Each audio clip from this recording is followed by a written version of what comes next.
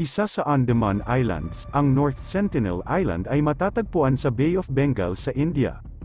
Ang North Sentinel Island ay tahanan ng mga Sentinelese, isang grupo ng mga katutubo na hindi tumatanggap sa sinuman mula sa labas ng isla sa nakalipas na 60,000 taon. Napakadelikado ng islang ito, na kahit ang gobyerno ng India ay ginawang illegal para sa mga tao na pumunta o lumapit sa loob ng 3 milya.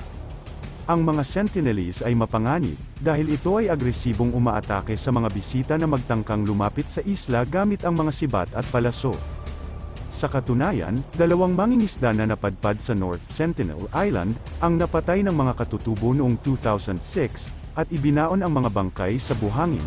Nananatiling malaking katanungan kung bakit agresibong tinatanggihan ng mga Sentinelese ang pakikipag-ugnayan sa mga bisitang nagtatangkang tumuntong sa isla, ngunit nananatili ang katotohanan, na gusto nilang mapag-isa,